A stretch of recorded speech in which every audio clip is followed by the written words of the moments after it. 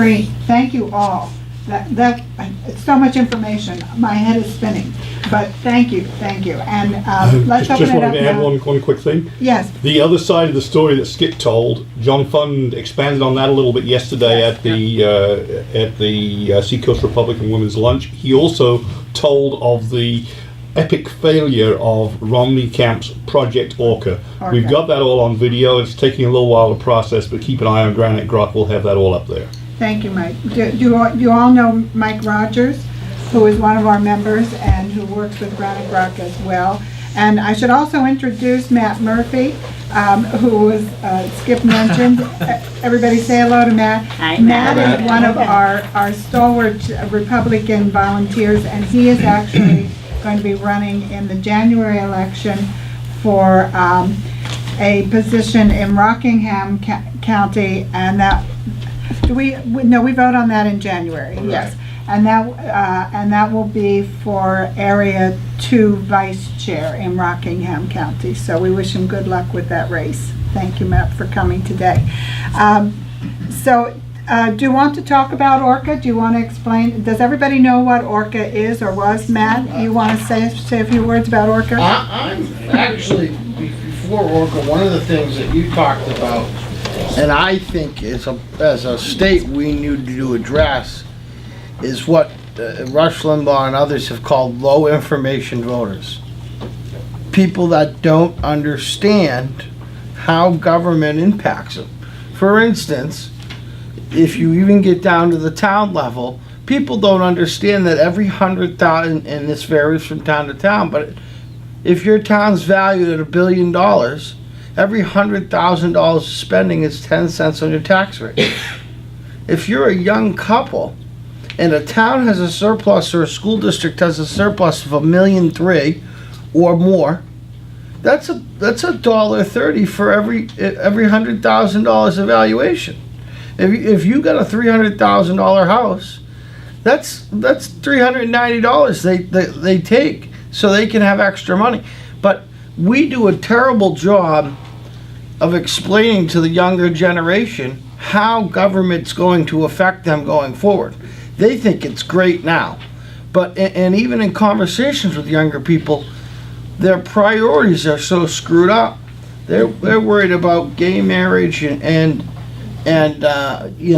abortion, which we should have never have let those been major issues. Exactly. The major issues are that your kids that you're going to have in the next 5 to 10 years are going to inherit or be born with $50,000 in debt.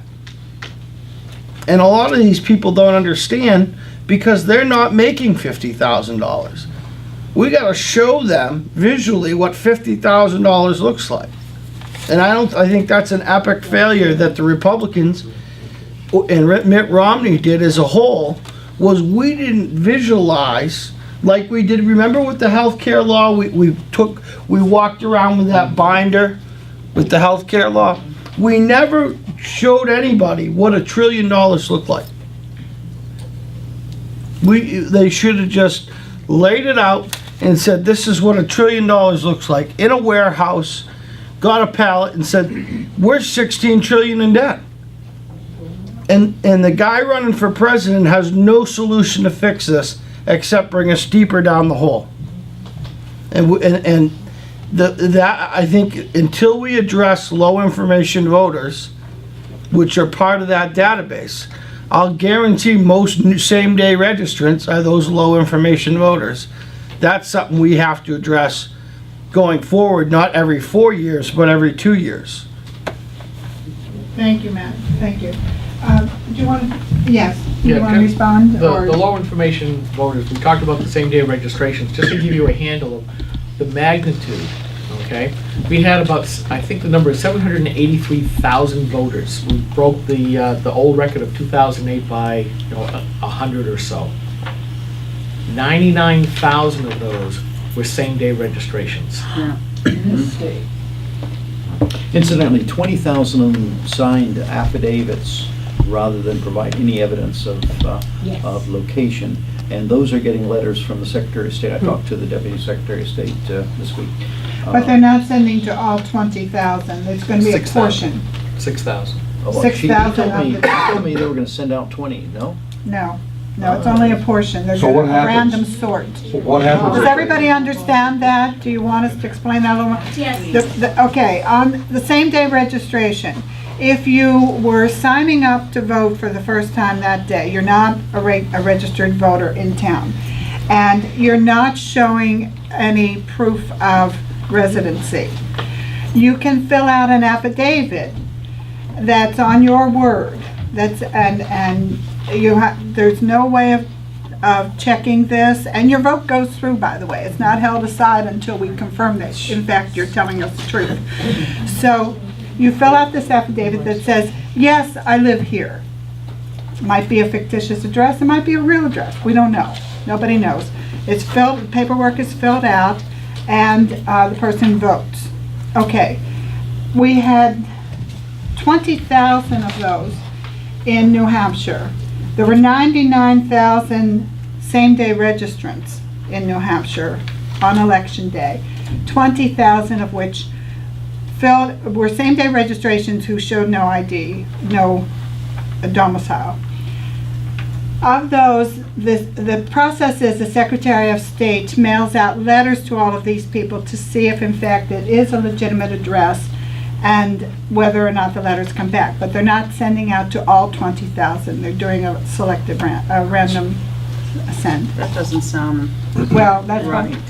I know. I mean, I thought the agreement was, I thought too, but I've been told since that That's it's what not the law all of says. them. The law says that they needed to send to all of them. Yeah. That's just, you know, because I've read the. Well, law. we should follow up on that then. No. But what we're doing as individuals in our Not towns, turn that we fast. are trying to get the lists ourselves and sending a letter of welcome to these new people. And we will then know if the letters come back. Several towns have already started this process. We're in the process of getting the information. We've got several people who are not here today, but who are working with our Rye committee, and they're getting the information from our town clerk. Yeah, you have a question, Kate? What happens next when they get the letters back undeliverable or whatever? I don't What know. is the remedy? No, Because they what they- voted, their votes have been There's no counted. penalty, and this is why we keep hearing people say there's no voter fraud in New Hampshire. It's because nobody's ever prosecuted. It's not that it's not happening. It's Right, not. and I'd just like to piggyback on something you said about the town elections.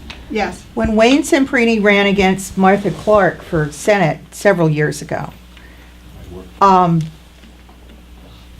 he lost, we know, but 137 people came in to Portsmouth, same-day registration, and gave Crossroads House, the homeless shelter on Route 1, as their domicile.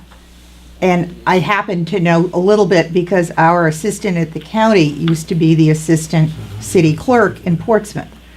I'll just say he's not a Democrat. And he had worked there for years, and he said they knew the addresses, if nothing else, of Crossroads House, of vacant lots, of empty buildings. And 137 people registered from Crossroads House, which at the time, before the recent additions, probably had a capacity of what, Jack? 25? Oh, it's not, 25 adults or something? yeah. permanent residents. And because of the Democrat infrastructure of the people in city government, they just do nothing about it. Chris has told me that it happened every election, not to that magnitude, but people come in registering from vacant lots and things. They know it and do absolutely nothing. That's why local elections are so important. Exactly. And we sort of gloss over it because they're nonpartisan. But if we can start building our infrastructure at the local level and crafting decisions, financial and policy decisions in our own towns, getting Republicans and people with the Republican outlook in local government more, it really has an impact, it has an effect of how these issues are handled, at least at the local level, or even regarded. You're absolutely right. we've got a couple more questions. I Do you have wanna an answer respond to the that? question of what happens to Yeah. the postmarks, the Okay, postcards yes, that don't come yes. back. Then by law, the Secretary of State is required to turn them over to the Attorney General. Yeah. Now, the Attorney General is one of the people who've said there's no fraud in the state. Right, he's in one of the biggest. We hear it nationally. It's a But manufactured he is issue of the agent of the Republicans. state in prosecution, and Is he the only one? he's appointed by the governor. Can the local law enforcement people do anything?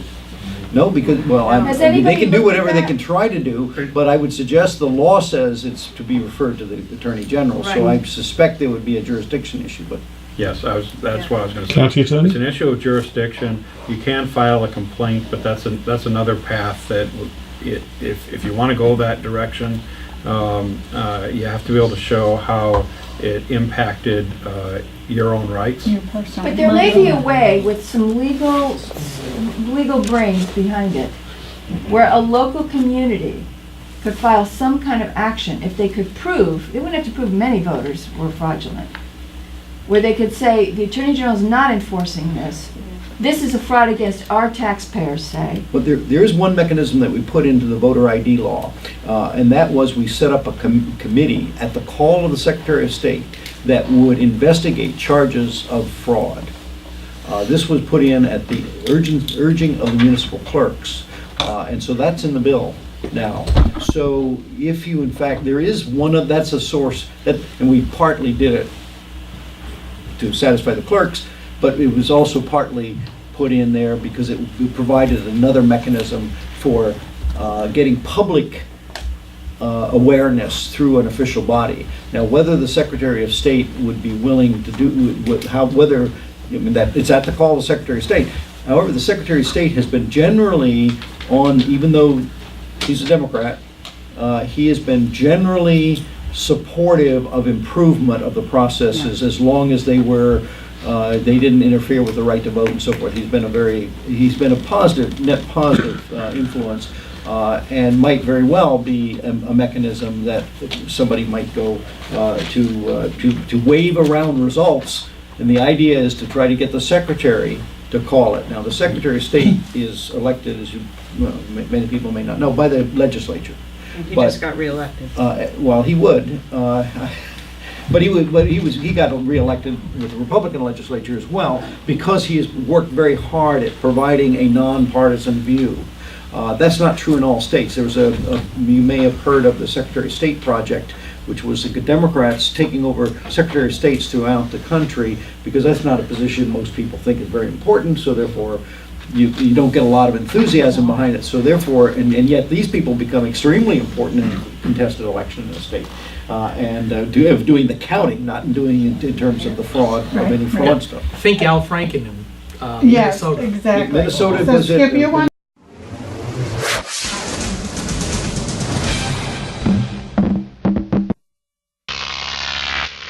Crockton.